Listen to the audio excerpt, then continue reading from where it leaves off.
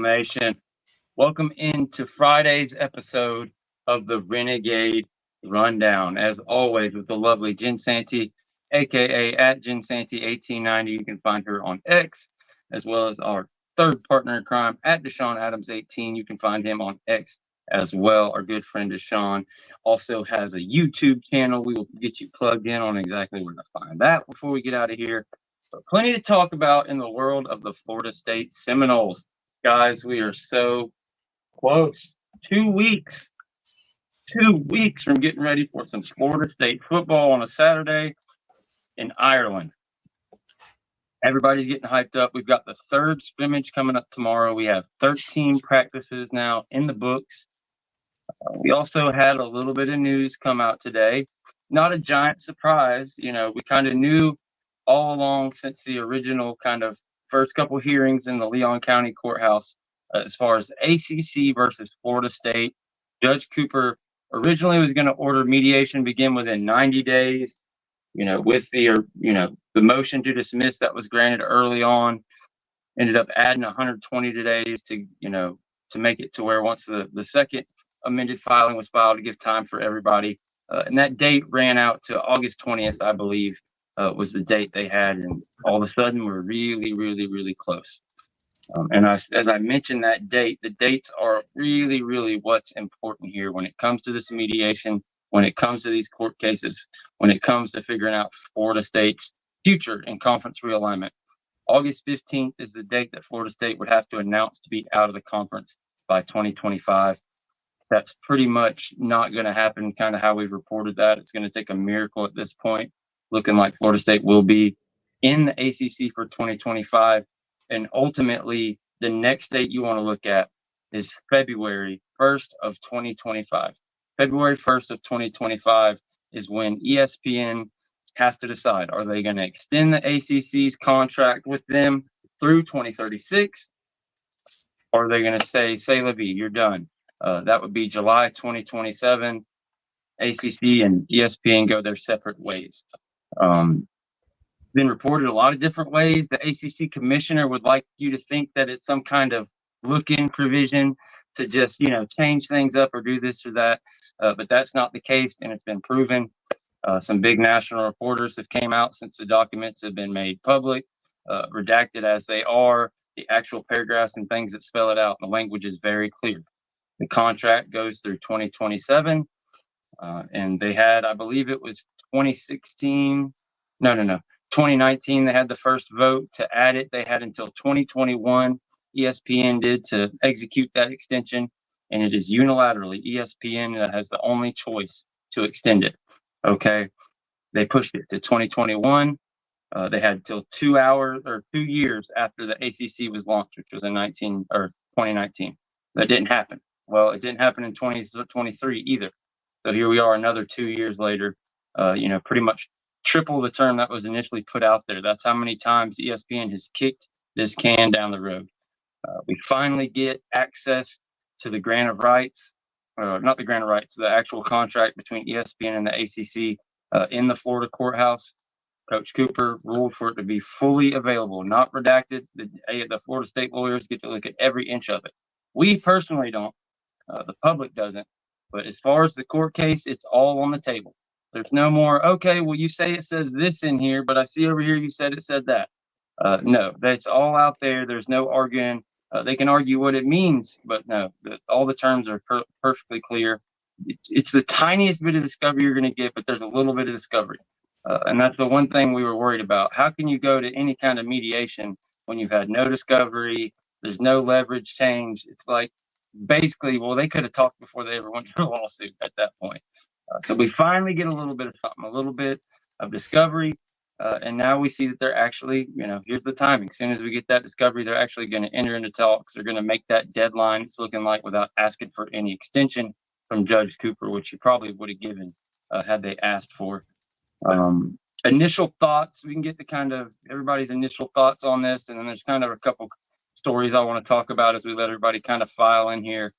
So Jen, how are we feeling as the kind of news breaks that mediation is set to begin here next week? I mean, I'm excited. I want to see where it goes. Obviously, I am not, I don't know, what's the word I would look for? I'm not fruitful that I think it would go anywhere very quickly, I guess. I think it's like, the ACC wants to keep their highest earners. We get that. And in order to get that ESPN extension, they have to keep them in the fold. So I don't think mediation's really going to go anywhere, honestly, because I feel like the ACC is their strategy is keep them in until ESPN has to make a decision. Because without them, if mediation goes a certain way and Florida State and Clemson leave, without them, they're definitely leaving the ACC. Like, there's no question. So business sense would mean mediation is going to mean nothing, and you're just going to drag it out.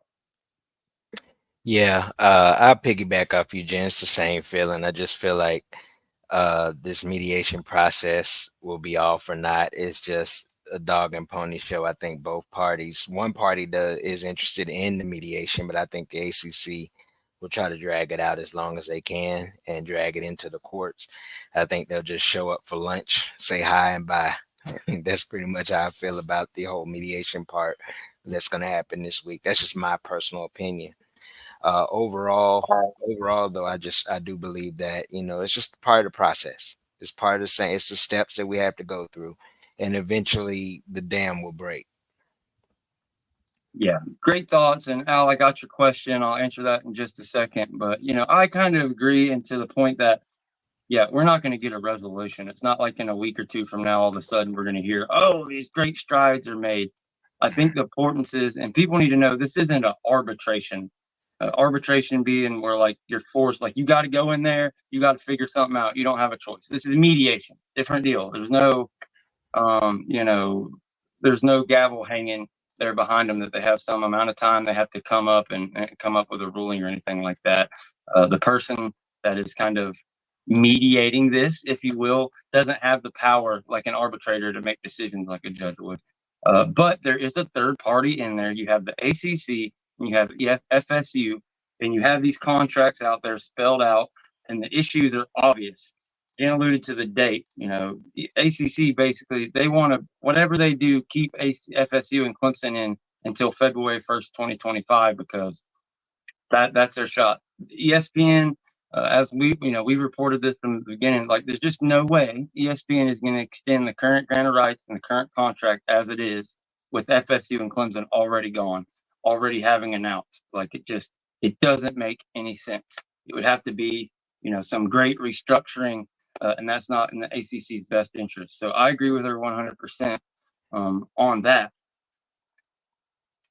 But with with this being pulled out, with Florida showing, Judge Cooper showing how this is going to go, like, no, you're not going to get your way like you are in North Carolina. Here's the contracts. They're coming all out. You're going to have to really answer for this. And from what we've seen, given we haven't seen it all, kind of everything we've talked about, there's the closer we get to February 1st, the more pressure there is on the ACC. The more Florida State has a little bit of leverage, the longer these days go. The question was, does Florida State have to, and does Florida State have to announce prior to the ESPN possible extension? They don't have to. They only have to announce their exit again before August 15th of the previous year. So they're not going to make that date. It's looking like at all. No chance they're making that this year. So that means they'll have to play 2025. So by August 15th, 2025, if they haven't announced, they'll have to play in the 2026 year in the ACC. Now, that is a very possible thing. And so, as we've all said, for a long time, we would love to get out in 2025. There's a good chance you're going to have to play 2025 and 26 in the ACC, but that's it. That is all that Florida State is contractually locked in, barring ESPN extension. So, yeah, that's the big question. What does Florida State decide to do? Do they continue to wait? Do they want to do it before that February 1st date to push ESPN's hand? It's a great question. I don't think they have to, but in my opinion, they will. It seems like to me, if you're Florida State, if you're Mr. Alford, if you're whoever, it seems like it'd be in your best interest to make your intentions known that you're leaving the ACC no matter what happens, where you end up. We're out. Cost be damned. Whatever the case may be, if Florida State can't settle with the ACC before that date, they know the ACC just wants to push past it. So if they can't settle by then, let's announce, because then it's known. The ESPN has to say, okay, regardless of what happens, FSU and Clemson ain't going to be there. Maybe we can withdraw some money, but in the contracts, it goes back to the ACC. So we can start with Deshawn, go the opposite way this time. What do you think about that, what I laid out there? Do you think, in accordance to his question, Well, I mean, I can just stick with what I said initially, but as we get down, I think that FSU surprisingly may do what they did at the end of the 2023 season when they announced that they didn't announce they were leaving, but they were looking into the board, and they kind of waited till the season was over. So I could see that as a possibility that they would announce something before the February 1st date, because I wouldn't be surprised if they did. Especially if they can't come to a resolution leading up through the season. We don't know exactly how much time they're going to spend on that during the season. We got our certain dates, but as the season goes on, I think they'll wait till afterwards, like they did, to make any kind of inquiries into the grant of rights. That way, there's no other distractions during the season. 100% agree. I was just speaking more to the date of February 1st and whether, Jen, do you think it would be in Florida State's best interest? Do you think it'd be pertinent, or would they be making a mistake if they wait till, say, February 2nd after ESPN's made their decision? No. If ESPN makes their decision, yeah, there's no ACC. I don't know how this even, I just don't see the ACC going along with any sort of mediation, any sort of letting Florida State out, any sort of announcement. Florida State may be able to make an announcement. I don't know. I would love to see if it happens. I will wait to see if that happens. I just don't think it will, because if Florida State makes an announcement they're leaving and going somewhere else, they would have to have a place to go. And nowhere can give them a place to go until they're out, unless they want to be sued. Now, would the Big 12 be sued? Probably not. Nobody gives a shit, right? Nobody cares enough to do that. If they went to the Big 10 or the SEC, would they get sued? You bet your bottom dollar they would. And I don't mean to,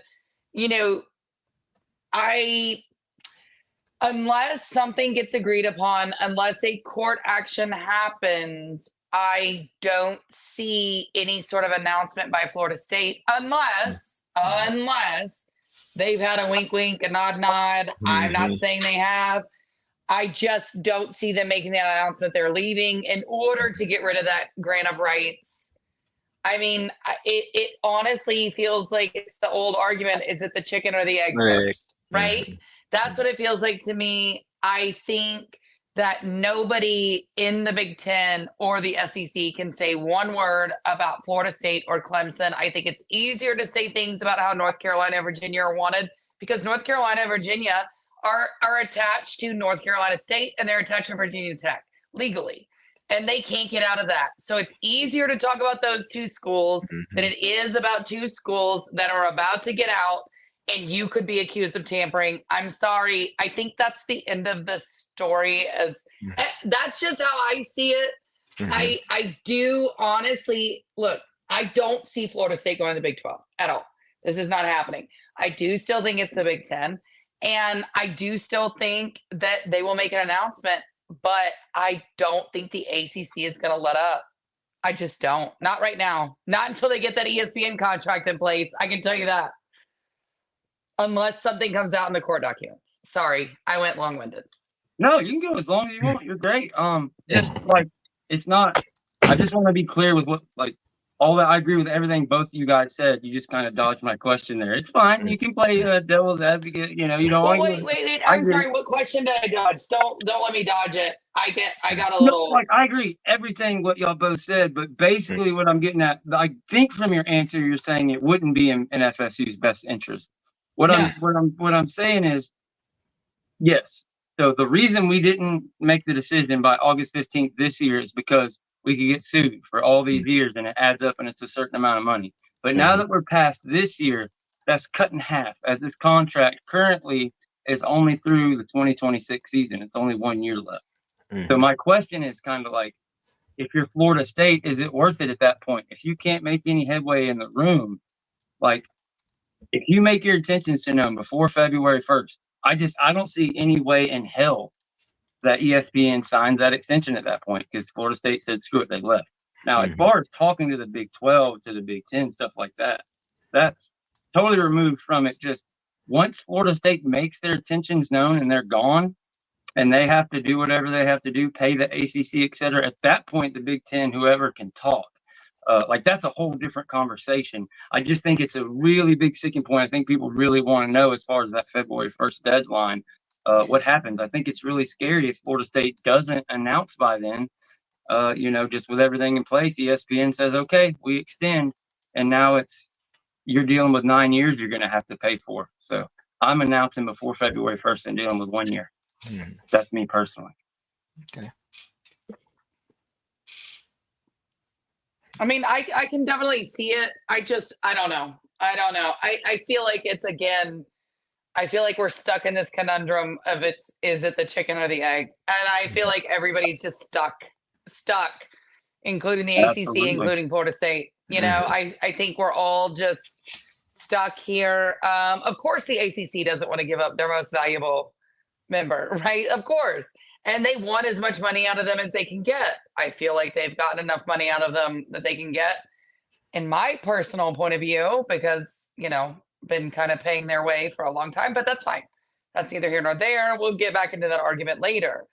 I just, so I can't totally hate the ACC as much as I do hate the ACC in this argument. I feel it. Like, if you're running a business, there's no way. If you're running Coca-Cola and you say, hey, guess what? We're going to get rid of Coca-Cola in February. Who wants to sign on to be an investor in our account? We're only going to be, distributing suck-ass Coke Zero. We're going to have, Diet Coke, and which I love.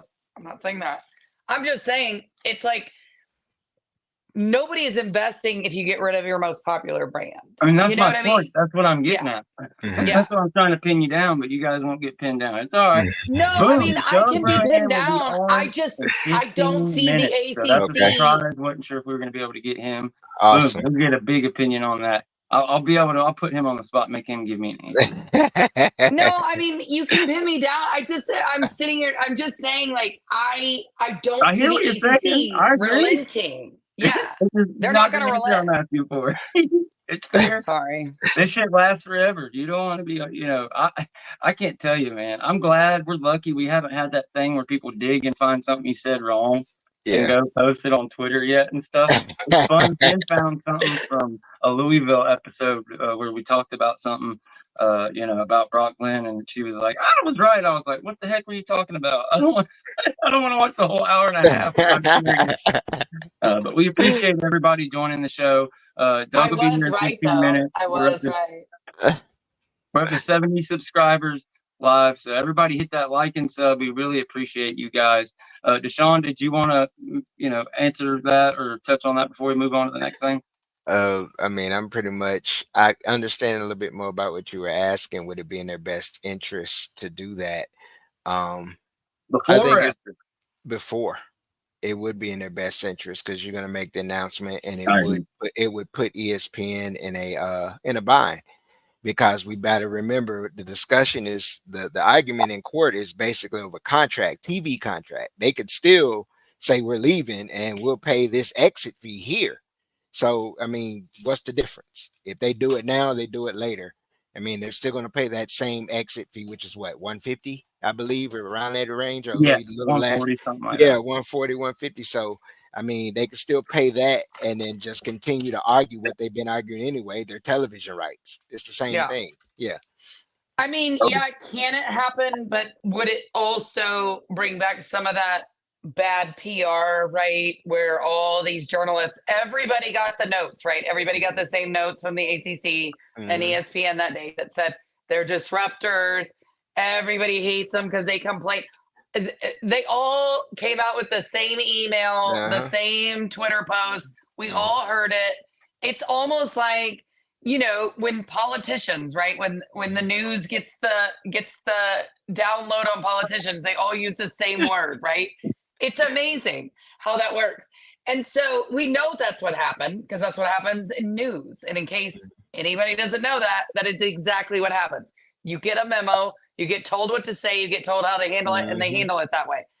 Yeah. But I don't know. I don't know. Would Florida State love to announce it and be that huge villain? Absolutely, they would. Yeah.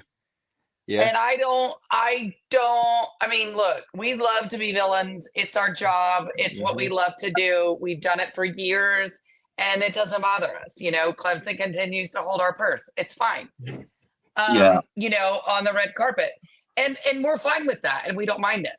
But I don't know if I can see them unless they got a wink, wink, nod, nod that they legally shouldn't have and nobody should know about.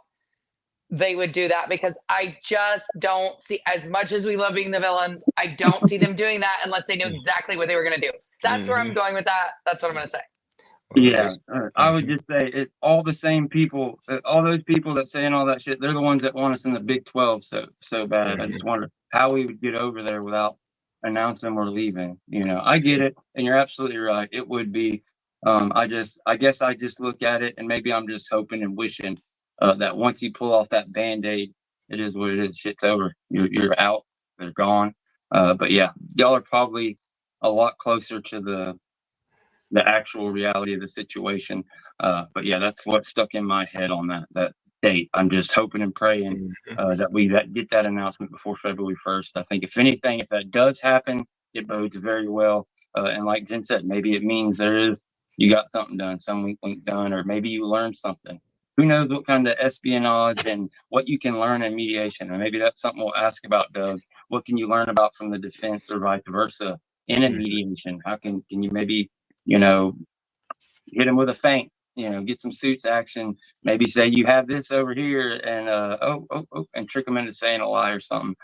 I don't know. People have been talking in the chat about some other podcasts or saying we're putting up misinformation and stuff. So I've already texted them. Okay. I took care of that. So Jen has apparently fixed that off air. So we got Doug coming on. His name was brought up in it too. So we'll figure it out. We're pretty open. All our stuff, we don't delete our videos. You know, it's all out here. We just kind of report the best we can on the facts and then our opinions on the facts. And you know, everything changes. They change and they report Greg Swaim and Ross Dellinger and all the people like their facts. You know, but we've been saying the same thing the whole time and we're misinformation people. You know, whatever. Well, yeah, we were crazy. It's 2036, they're making all that stuff up. Yada yada yada. And then it comes out in black and white, printed clear for everybody to see. And then it's, you know, they just the buck gets moved down the line. They kick it over here and they kick it over there. It's like we're misinformation, but Greg Swaim is the virtue of truth. And you know, Jason Fear for Arizona Wildcats knows more about FSU and their conference realignment than me and Jen, Chris and James and everybody we deal with. But I think, you know, by the end of the year, by the end of the season, when all the smoke is settled and all of our conversations happen, I think people will appreciate us and come to find out we aren't totally full of shit. But I'm sorry, Jen or Deshawn, whoever. I know y'all are ready to go. I just want to say this to all those naysayers. I won't throw any names out there, but we know who they are. You mentioned some. To all the doubters, we keep the same attitude we've always kept as a fan base, as a university, as the student body, all of that. And we say this: fuck them. It's pretty much. Oh, it's like you watched the roast on Monday, Deshawn. You know, I feel like you did because, you know, poor, you know, Tiny Hat, my great love, my co-host on the roast. He said, well, I'm worried about Miami losing to Florida because it'll mess up the ACC, you know, sweep the schedule. And I said, fuck the ACC. Who gives a shit about them? You know, but again, I even had someone on the roast, a Miami fan, of course, came in and was like, hey, you were really upset that y'all didn't get Cam Ward. If we're really going to rewrite this history here and act like I was not on the DJU train from the get, I don't know what to tell anybody. I really don't. That just means you're so delusional You've never watched anything. You have no idea what I've said. I mean, I was DJU from George. I mean, let's be for real. Oh yeah, from day one. They definitely don't get the show. Jeff Hill from day one has been in here holding it down, doing super chats, gifting memberships. He gifted 5 memberships for the channel. And I promise you guys, once things gets pumping, we're gonna do more giveaways and have all kind of fun. Meet you guys at games and tailgates and everything like that. We're gonna have a lot of fun this year. So thanks, Jeff. We really appreciate it, bro. But yeah, man, fuck 'em, no Vaseline, all that good stuff. Yeah. I saw this guy. His name Wait. is What Nod. did he just say? What? George, that was very flippant. That was very flippant. I'm sorry. I'm just like, whoa, taken aback. Okay, go ahead. Keep going. Alrighty. This guy, Nod Ross, I found him the other day. And I sent it to Jen and Tiny Hat because this dude, he's a Florida fan. So, take that for what it's worth. Or maybe he was just playing a Florida character. But he did an amazing job tearing down the Miami Hurricanes, and they're not having a stadium and all that. I highly suggest watching that. That was a hilarious video. But we found out another funny thing about a player who left Florida State, went right across the road there to FAMU. We thought that was going to be awesome. It stinks he's leaving FSU, but he's over there with Willie. They got that thing rolling. It's going to be a lot of fun. Well, then that didn't work out. The guy transfers to Miami. I believe it's a walk-on or something like that, if I'm not mistaken. That doesn't work out. He's back at FAMU. His name's Rodney Hill. He's a guy, I believe he was a 3-star recruit when he came out. A lot of us were big fans. He really showed a lot of potential. There's a redshirt freshman, and moving forward, he was getting quite a few carries, for his age and really getting better and better every year. It was kind of just a head scratcher, when it happened. It looked like, wow, like it just seems like not a great move for him. It isn't really going to hurt Florida State. We are just absolutely deep in that running back room. But whatever, man, best of luck to you. It seems like you got some bad advice. Eventually it comes out. He actually tweeted that he got some bad advice, and that's how that happened. But as we come full circle all the way back around, some reporting has been done on it. He did an interview with somebody and came out and basically said, yeah, my parents were running pretty much running my stuff and all my recruiting stuff at that point in time. And, they hired this agent on my behalf, and he's pretending to be me, talking to all these different schools. So yeah, even if it's not you, if some person that represents you, they're your agent, they're out talking to other schools, and it gets back to Mike Norvell, that's going to be a problem. You're looking at bowl bans and all kind of shit. You can't be a part of that. You got to nip it in the bud. So he had to go. Kind of said he just pretty much went to FAMU. He had to be on a team and be eligible, so he could figure out what his next move was and not be stuck in lurch. So welcome to the show, Doug Rohan, my man. As I was running my mouth there, getting on that topic, love to hear what you think about it, brother. But welcome to the show. We appreciate you joining us. Your ambiance there is the best ever for somebody in a vehicle I've ever seen. That's killer, bro. Got the golden light behind me. Are you in an Uber? No, in my car. In an Uber. Can you hear me okay? The car's not picking up. Excellent, okay. man. Oh, perfect. So what's Shout going out on? What I iPhone. miss? Oh, well, I was just getting called out by a certain other podcast. No. I messaged him. He said no. We'll do it. Oh, we're talking about it. It's over. He talked about it on his show. It's we can be friends and all that, but we're talking about it. So say it. Oh, no, I was just saying he said he did not say we were giving misinformation. So again, I don't know. I didn't listen to it. I wasn't there for it. So I can't. Well, I tried to listen to it, but I don't generally have 3 to 4 hours to listen in Right. on lengthy podcasts. So, what he was saying was there is no misinformation, and I'm sorry, but evidence points otherwise. Look, I don't have any contacts. I don't have the ear of anybody. Nobody's texting me any secret messages. I've had a couple people ask me, privately if I know more than I'm letting on. I don't. I'm just reading the tea leaves, and I'm seeing what's out there, and I'm making logical conclusions.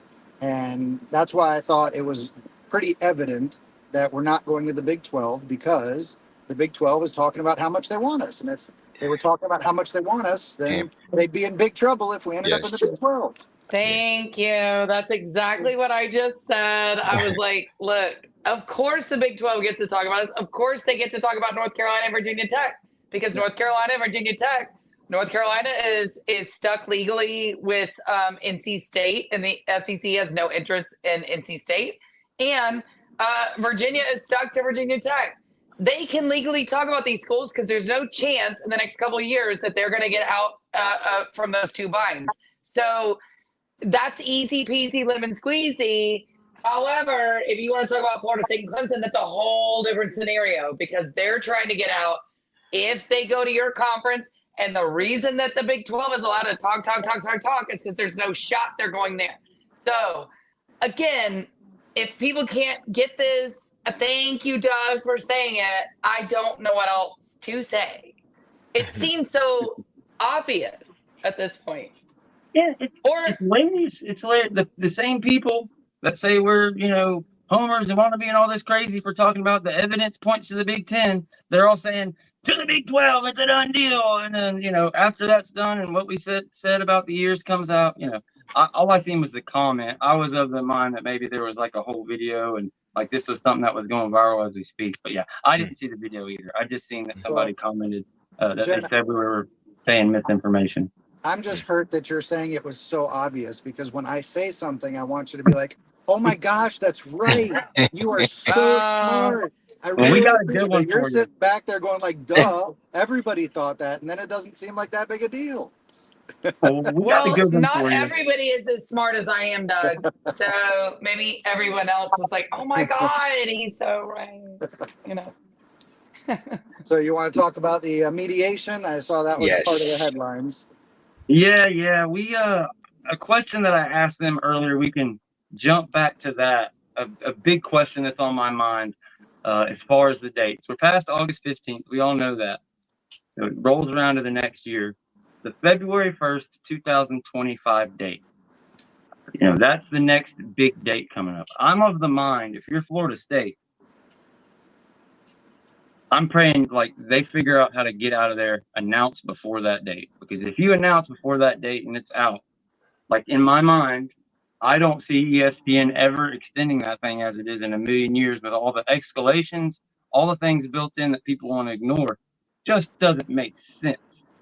Deshawn and Jen both pointed out it opens you up to issues, et cetera, although be it for a smaller time frame. So just, hate to put you on the spot, but what do you think? Do you think it would be in their best interest to go before that date or after that date? And, you can get as nuanced as you want.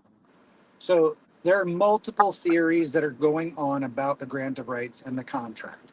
And I will be the first to admit, I don't know which way this is going, but I've developed some theories and I've developed some thoughts through this litigation. And my current stance is that the grant of rights does not need to be extended. We already have a grant of rights through 2036. So the people that are out there saying that we automatically have an out because we just don't sign the new grant of rights, I don't agree with that. I agree that as long as there's an ESPN deal, not the ESPN deal, not the 2016 deal or the 2021 deal, just as long as there's an ESPN deal, I think that there is an argument. Now, we have 7 other reasons why the grant of rights is a penalty and why there was collusion and why it should be invalidated from a contract standpoint. But if we're going down this path, which is the grant of rights is tied to an ESPN deal, then the easiest and most logical way to get out of it is for there not to be an ESPN deal. So by that method, Florida State is playing a game of chicken because they want to do what they can to make sure there's not an ESPN deal. And that's why I've been saying for the last few weeks, if ESPN wants to help the ACC, or if ESPN wants to extend the deal, then why haven't they already done it? They should have already done it. That would help knock out one of the legs of the stool that is Florida State's argument. So Florida State hasn't announced yet either. Why hasn't Florida State announced yet? I don't know.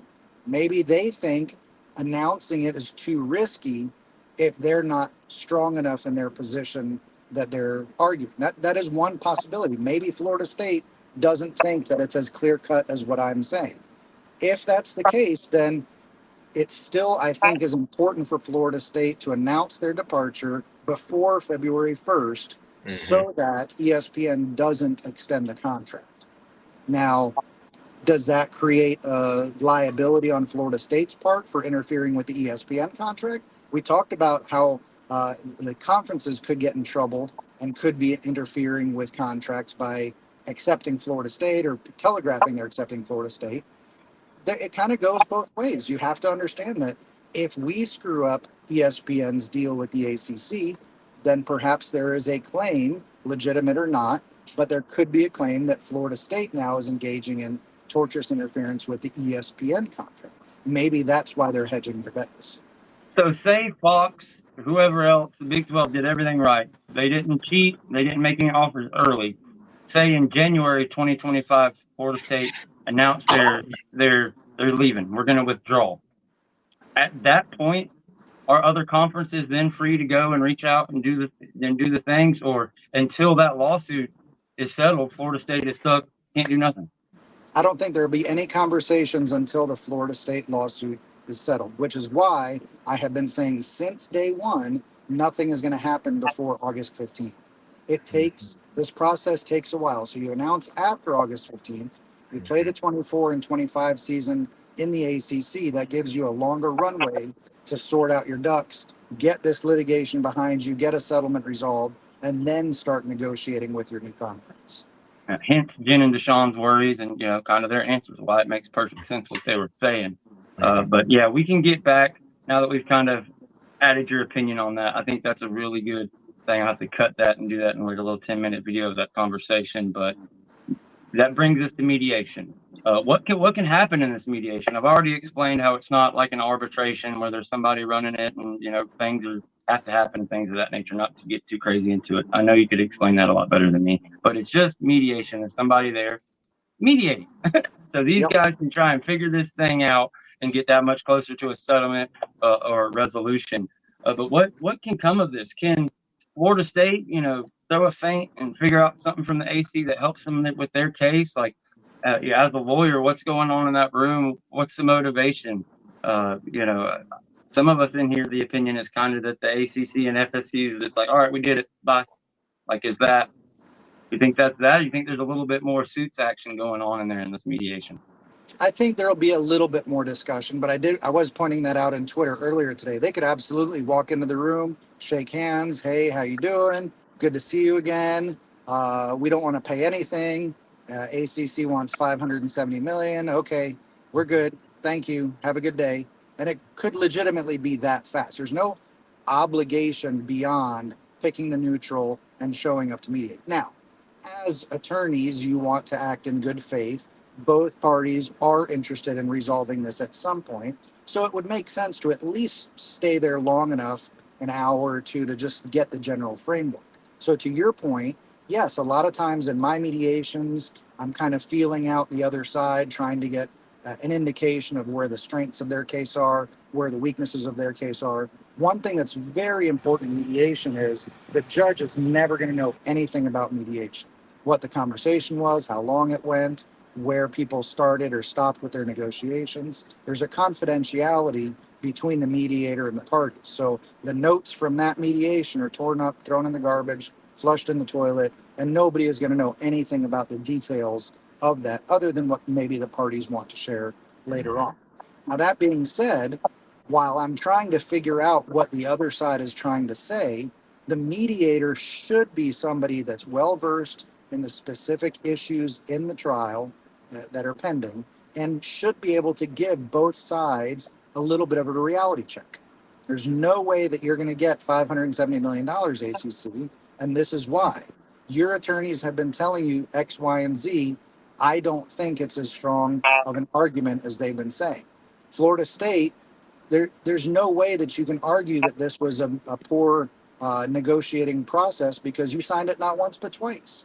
So the mediator's job is to kind of look at both of these arguments from a neutral perspective and perhaps introduce some reality that the parties may be ignoring. And that gets them off of their sticking points, their primary points to a point where they might want to be willing to negotiate.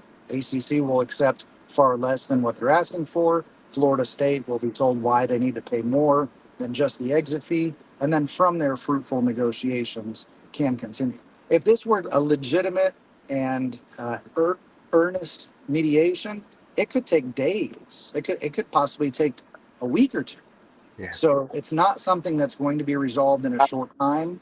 The best case scenario is the parties do sit down at the table for 1, 2, 3 days and make a serious go out of trying to reach a compromise. Bam. So here's to hoping they're like somebody can there be a realist and look towards the future and figure something out. If any one little thing happens, that'd be great. We're at a point in the show where we actually maybe can open up the phone line for a couple questions if anybody has any legal questions about the case while Doug's here. But we'll open it up. We'll start with Deshawn and then go to Jim with any of your guys' questions or thoughts while we have Doug here on this amazing topic that people just love talking about, especially FSU. No matter what channel you're on, what platform, what conference, this is what people want to talk about. Well, pretty much Doug answered any of the questions that I already had. I mean, I didn't even have to ask him, but I just make a comment. I mean, I would say I agree exactly with what you said, Doug, just the legalities of things.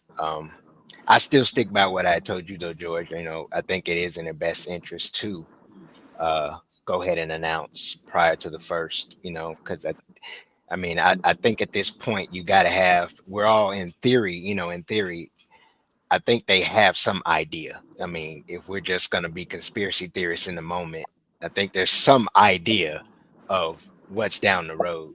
You know, you wouldn't go this far. So, you know, that's the comment that I have.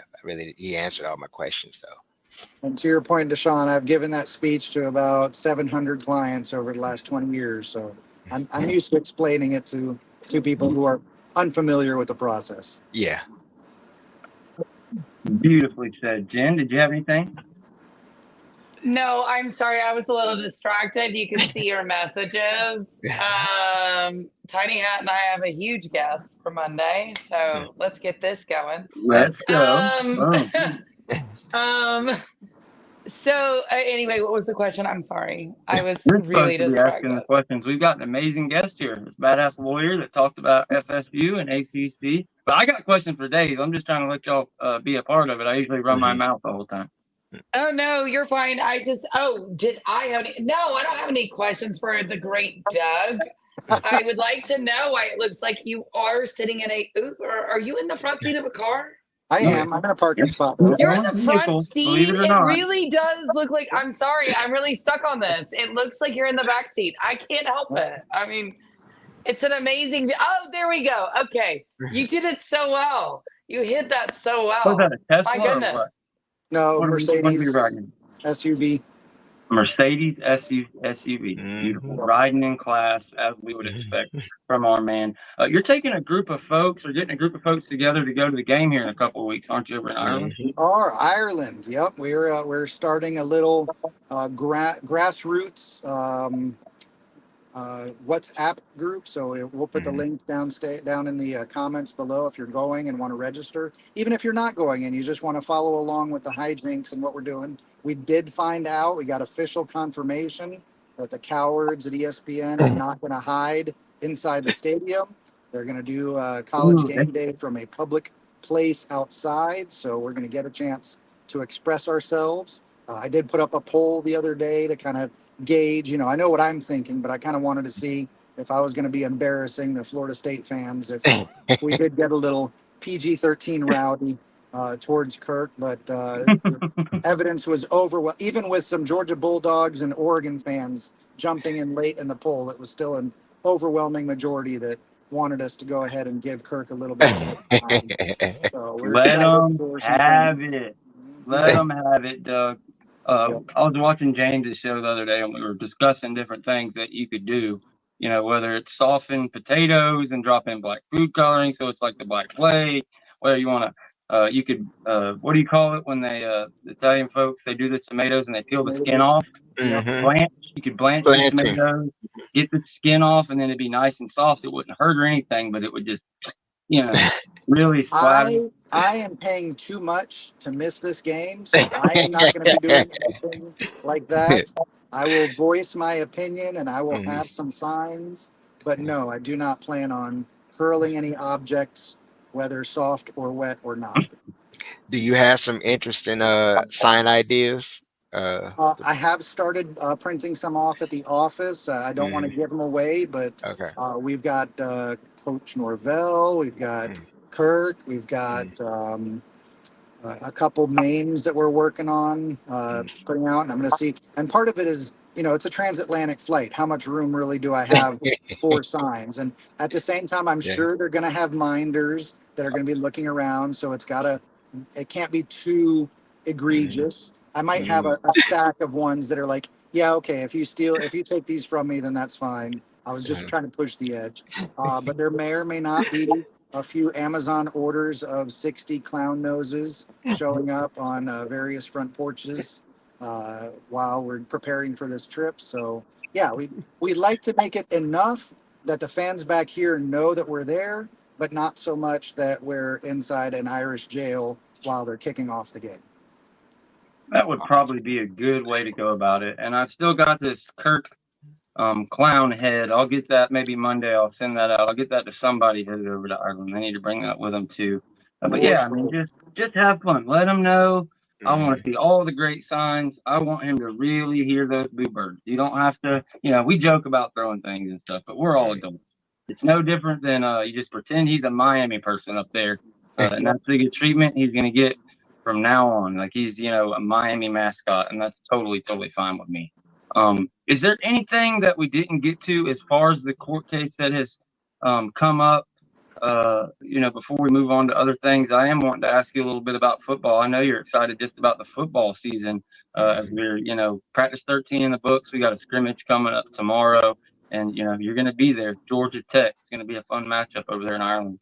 Yep, I had the chance to hop on with the Big Mountain crew and actually talk some football for once. That was a nice departure from all the law talk. So yeah, I got a chance to share some thoughts about football over there, and we are excited. I am excited about it. I can't wait. Yeah, man, it's going to be a lot of fun. Tomorrow's the third scrimmage. Wide receivers has been what everybody's been worried about. Wide receiver. They're really, really worried about that. And if they're not worried about wide receiver, they're worried about DJU. And I get it. We don't have a ton of experience. But as far as the word we're getting out of camp, Malik Benson is going to be a dependable number one wide receiver for you. If I look back at years like 21, 22, when we kind of struggled, 22, things got better. When Johnny got here, he didn't have any yards. We were going into that season, it was Kentron Fortier, it was Darion Williamson, and they're still here. They're 2 or 3 years older. Now we got Malik Benson, and we got these young cats, Hakeem Williams, second year, Jalen Brown, second year kid that you're hearing good things about. You got all the running backs. I think that's probably the least part that's being talked about. It's like everybody just is really obsessed with the deep shots and the outside wide receivers. But I think there's going to be a ton of balls to running backs. DJU did that a lot at Oregon State last year. A lot of his wide receivers were smaller guys, either slot wide receivers or hitting his running backs out of the backfield.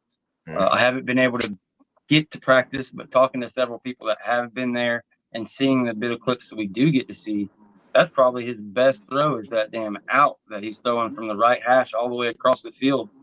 They rep it every day, and all 4 or 5 running backs that are standing there go through it. Keziah, Roydell, Philly, they all do it, and he delivers that ball like it's there in a half second. That's something that didn't exist with Jordan Travis. Everybody's so quick to talk about what Jordan Travis could do that DJU doesn't, but there's also a lot of things that DJU does that Jordan Travis didn't necessarily do. We'll go around the whole room, and we talked about this a ton, but I am curious on your opinion on that. I'm sure you have one as much as it's been talked about here on the timeline when it comes to the wide receiver room this year and their connection with DJU. It's going to be 2 different offenses. Mike Norvell finally at Florida State with the athletes gets to run the offense he wants. Morlock is going to be, if he can catch the balls and hang on to it, Morlock is going to be his lead receiver for the year. The other thing is we haven't talked about him because he's number 5 on the depth chart, but apparently Singleton has run broken free for touchdowns 2 days in a row. So Mhm. our fifth running back is scoring 60-yard touchdowns, and that's why I'm not worried. I've seen a couple people concerned about Georgia Tech and first game of the season. It's going to be like the Clemson Duke game last year, where Duke caught him flat-footed with a Stop. very experienced quarterback. Look, our strength is going to be our running game, and the running game comes together in the preseason, in the fall camps. You don't need to wait until the third game of the year for your quarterback and wide receiver to develop a rhythm. So whether it's 55%, 60% play calls that are going to be running plays, that's where the home runs are going to come in the Georgia Tech game. Look, for the year, we're going to average 30, 32 points, maybe 35 points. I don't think we're going to score 35 in game one, but we put up 24, and this defense is going to be the complete shutdown. I'm not worried about the defense in Georgia Tech scoring. No. All kind Oh, of great things right there. You got me fired up. Go ahead. So Doug, are you saying that Georgia Tech wouldn't throw a 75-yard bomb into the end zone for a touchdown after we decided not to take a knee? Is that kind of where you're going with that? Well, I'm just wondering. Yeah. That was first off his longest pass of the entire game, and second, he threw it from like the 20. So don't give him too much credit. Whatever. He had 3 10-yard passes and then a 20-yard pass in a second and a half, and that basically equaled their entire offensive output for the first 57 minutes of the game, 59 minutes and 30 seconds of the game. So no, All I ask, Georgia Tech is not an offensive juggernaut. What? Are you sure? Perfectly sure. And we know how to take a So knee. do we know that the victory formation is in the playbook, though? Look, I didn't get a chance to ask Mike about this because I was trying to say that, I hope Mike learned from last year, but I think it was five games maybe that we finished with the possession of the ball, and we kneeled the ball down, certainly at least 3 times last year we kneeled it. And most of those times it was inside the territory of the opponent.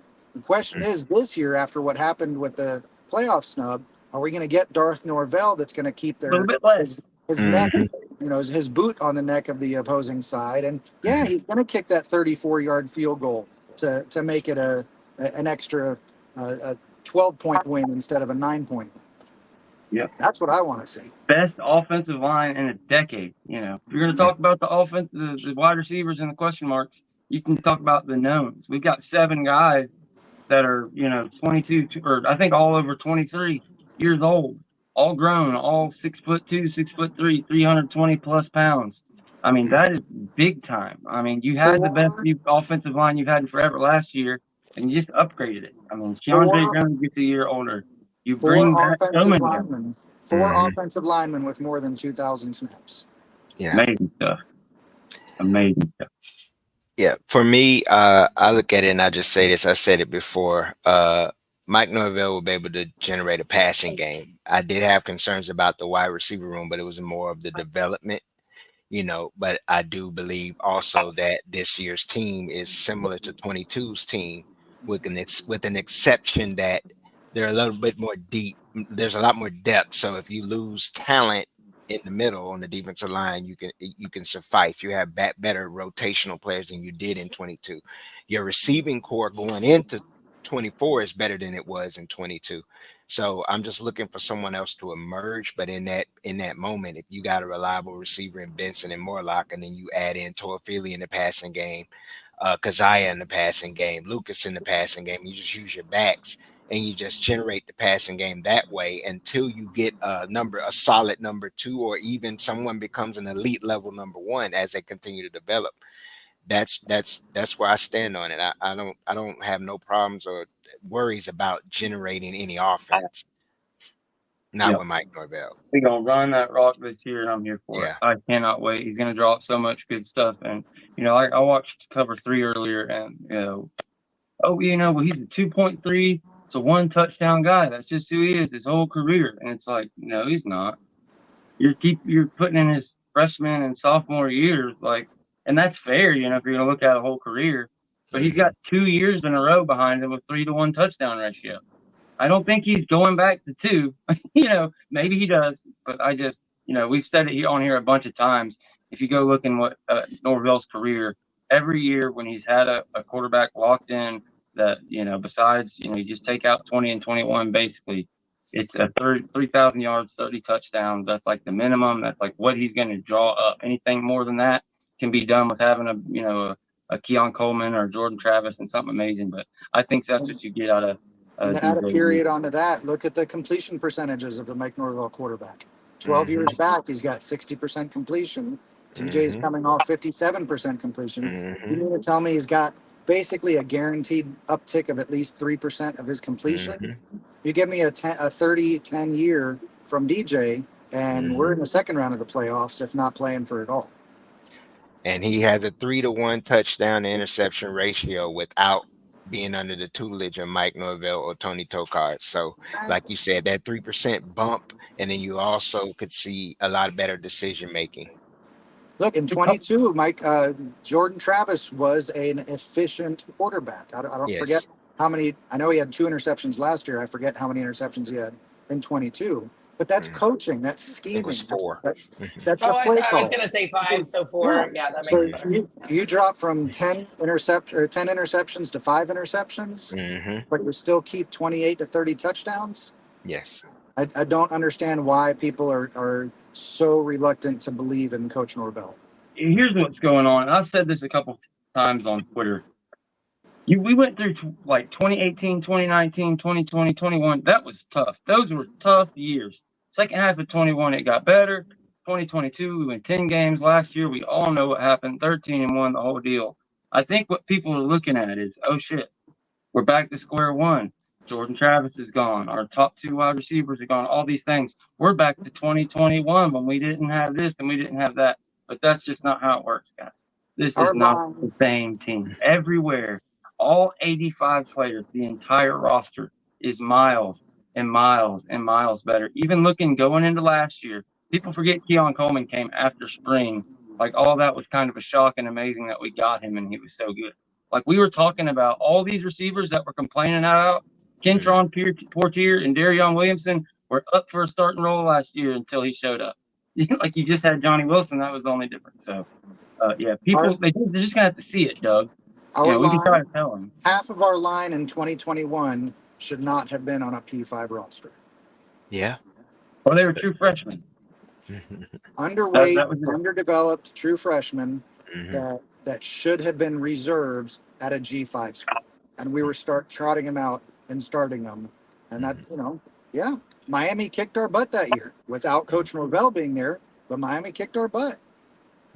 We did not have the players, and we are exponent. This is the best roster Mike Norvell has ever had in his career. Facts. Yeah. That's true. That's 100% true. And that includes his roster at Memphis, 100%. It includes everything. Yes, this is his best roster. And what I love, Doug, is that you know all the things about Mike, like even his past quarterbacks. You know this. You know how well he does. I love it. I love it. This is such a full moment for me because now Mike with DJU, I understand like that I was like on the DJU train very early, but what I will say is he is such a perfect quarterback for Mike Norvell. He is so perfect for him. There was a reason I was on it. And yes, it had to do with it was the only place DJU wanted to go. I get a lot of things with it, but he's so perfect for him. He is so perfect for him. And just the way that I'm telling you, if this kid, well, not if, when he turns this around for college sports reporters, this will be a huge story. I'm telling you right now, they're going to love it because they love them some DJU until he left Clemson. And then they're like, whatever. But wait till this kid goes and does what he's going to do. That's all I'm going to say. As a business owner, one of the most important things I can do is inspire my staff to want to be there. There's always somebody else that's going to offer more money. There's always somebody else that's going to offer, the poorly run law firm is going to be run into the ground because they're overpaying their employees. You have to get people to buy in and want to stay bought in. And that's what DJ showed when he was like, I'm not talking to anybody else. So yeah, I'm with you. I don't want Cam Ward. Sure, maybe Cam Ward has a great game against us, but Cam Ward is legitimately looking for the payday, and you want employees that want to be there, that want to do better, that want to get 1% better every day. And look at what Jared Verse has been saying, Jerry and Jones today. You know, all of the players are out there talking about how it was the most important and influential decision they ever made. It's not because they're mercenaries and we paid them the best NIL deal. It's because this guy is it. Facts. That's the point I want to make, and I'm always trying to point out. It's like, it's no mistake that all these guys get to the NFL and they look the way they do. Kalen DeLoach doesn't get drafted due to, whatever, due to, thoughts and narratives and perception. As soon as he gets to Tampa Bay, he's like the third best linebacker on the damn team. It's unreal. He's on the 2D, taking reps with the ones. Jared Verse just freaking making guys look silly. Whether it's just a second-year player or third-round pick or whatever, what he did to that guy was, impressive. And yeah, I mean, I think with all 10 of the draft picks and even ones that weren't drafted, like Kalen DeLoach, it's really going to speak, to the coaching and the development that's going on campus. The next position group I wanted to bring up was defensive line, because John Papuchis and Odell Higgins, they're the main ones that, for whatever reason, people don't want to believe it. They can't separate high school recruiting from development and the portal and everything, whatever the case may be. John Papuchis and Odell Higgins, they're two of the very best in all the game at developing these guys. Odell Higgins is kind of just doing what he always has done, moving at that speed, chugging along. By the time these guys are juniors and seniors, they're stalwarts there in the middle.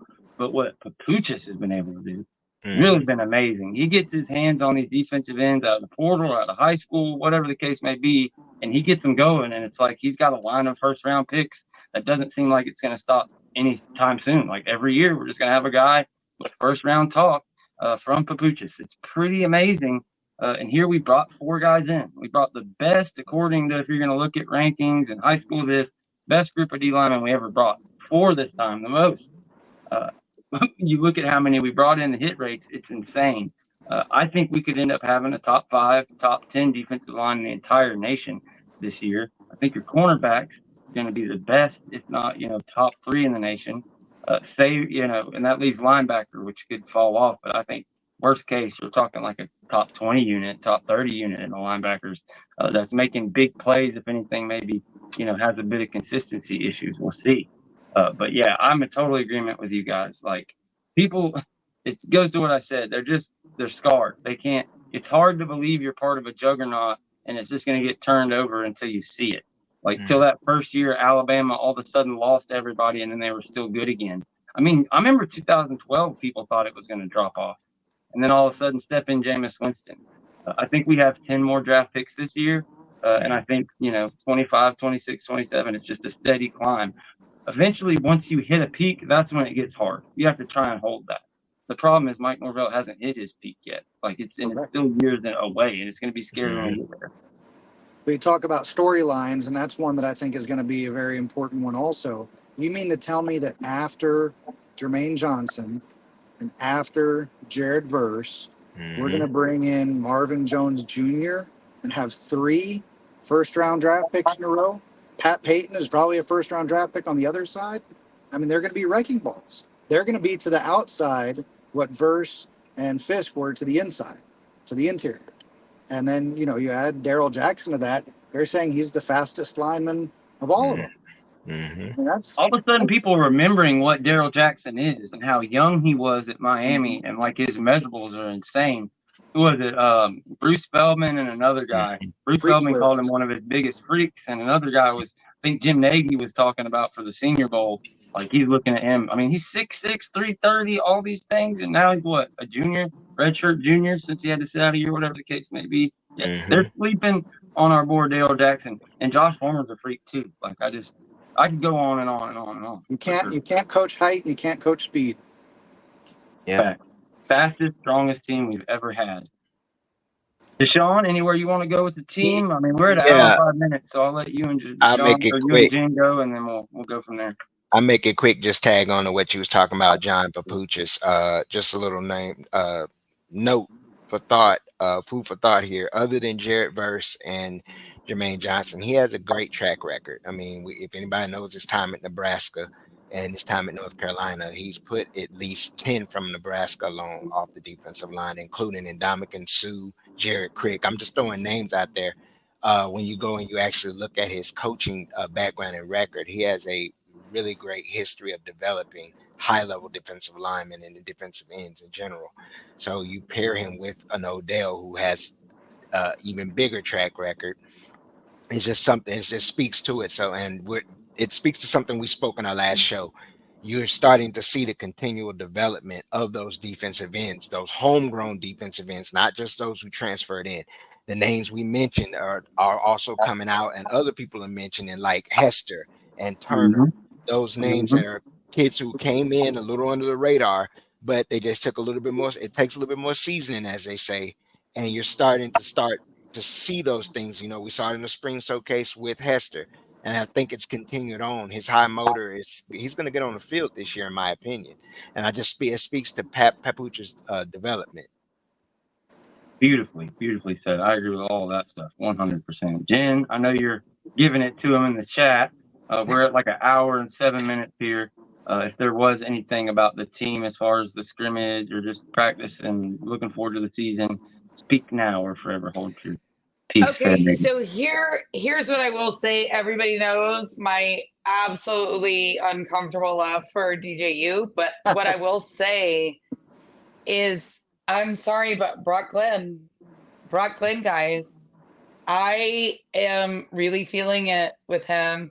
You know, he's a Memphian, so I mean, you know, I do have a little bias, but this kid has some guts. He has some grit, and I think he throws a very good ball.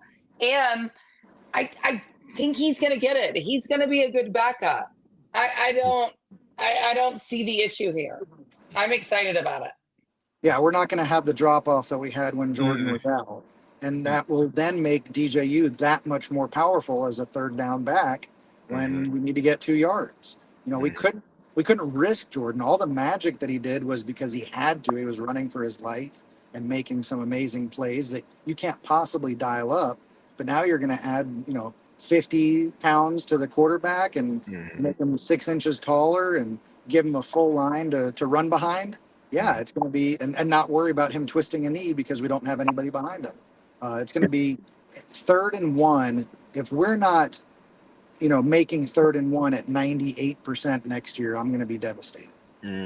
Yeah, I agree. He gives you a big DJU running, all the assortment of different backs. The 20 and 21 personnel are going to be able to run with multiple guys back there. Having the tailback and the fullback, that separation there. There's all kind of options. Oh, so much different stuff you can do. It's going to be a ton of fun. I forgot where I was even going to go with that. Oh yeah, I remember what I was going to say. You were talking about the depth and kind of the ability to have backups. For whatever reason, if DJU needs to come out for a series, it's not the end of the world.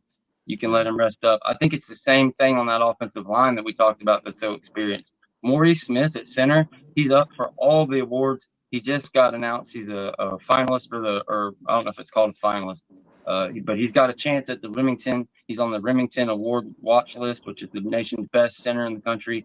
This is the first year we've got enough people behind him to where if Maurice needs to sit out for the Syracuse game or needs to come out for a quarter and go get treatment, you can do it. Taking him off the field doesn't jack everything up, or you don't have to bring your left tackle to play center for you because he's the only one that can do it. So with the emergence of Auto playing, Rizzy coming in, he can be the starter next year. We don't want Rizzy to get that experience so he can be the starter next year. I'm hearing Otto is also pushing at that position as a young guy. He can either play the right tackle, but they're saying that he's really pushing at that center, and he has a nasty attitude like you like your lineman to have. He's one of those names that is coming out from that position group. Love it. Yeah, the top, whatever, if you want to look at, wide receiver, linebacker, the top couple spots, there's spots where you don't have those name guys, you lose some of the experience.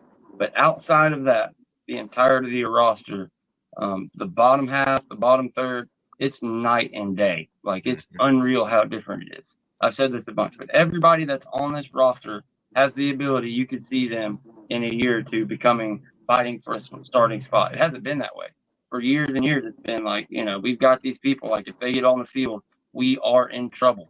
And I'm not going to throw anybody's name out there, but it's just not that way anymore. It's going to be a ton of fun. Between all the excitement behind Elijah Moore, Amari Williams, Landon Thomas at tight end, Cam Davis coming in as a running back, all of our sophomore defensive backs, our guys like Conrad Hussey.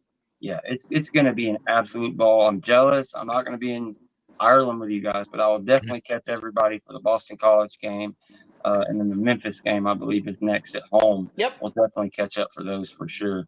Anything to let the folks know before we get out of here, Doug? I know we talked about your trip a little bit earlier.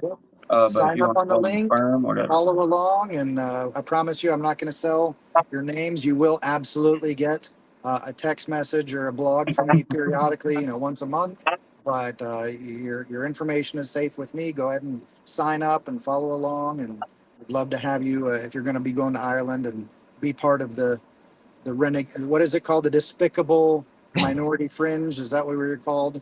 Yes. Yes. The Lunatic Fringe. The Lunatic Fringe. Lunatic Fringe, yes. Lunatic Fringe. I am part of the Lunatic Fringe, as are I love that. 1,000 other FSU fans. And don't ever let him forget about it. Never, ever, ever.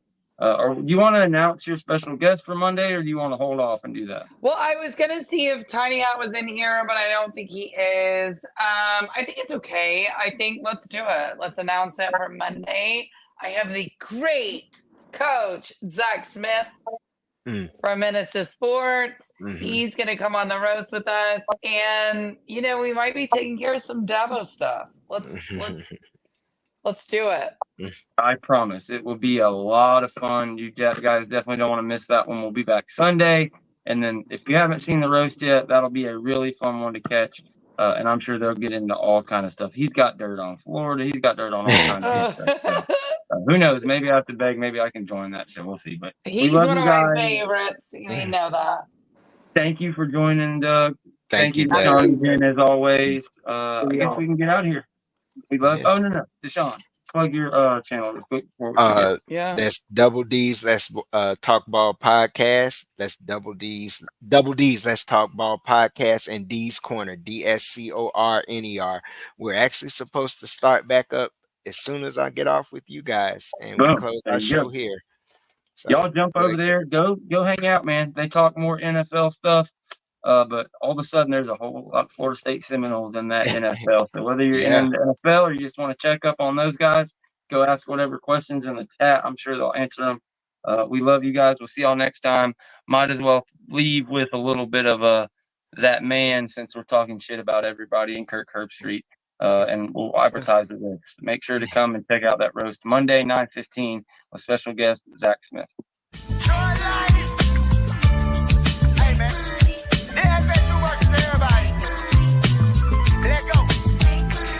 First off, fuck Bama in the road tide. Fuck Tuscaloosa in every city that's close by. Bitch ass hillbilly redneck fans. Auburn almost caught y'all slacking like dress pants. Michigan trash, they ain't got a damn chance. Only Wolverine I respect is X-Man. Sheen ass coach got exposed, still in plays. Damn right I'm bitter, y'all sweeter than lemonade. Texas ain't shit to rave about. The Longhorns only good at a steakhouse. Had y'all like number 3, I was like, no way. Y'all lost to Oklahoma, which means y'all just okay. And Washington not important. Y'all be some ducks acting like that's vital as an organ. If we played y'all, we kick that ass Chuck Norris. Y'all stay boring. Only thing in that bitch is a forest. Let's set the record straight. Fuck your team if it ain't Florida State. 13-0, undefeated. Damn, what more it take? Denied our presence. That should be a crime. They jealous. Probably get in if the Gators wasn't 5. Miami better not say nada. Last time they won a championship, food stamps had paper dollars. Shout out to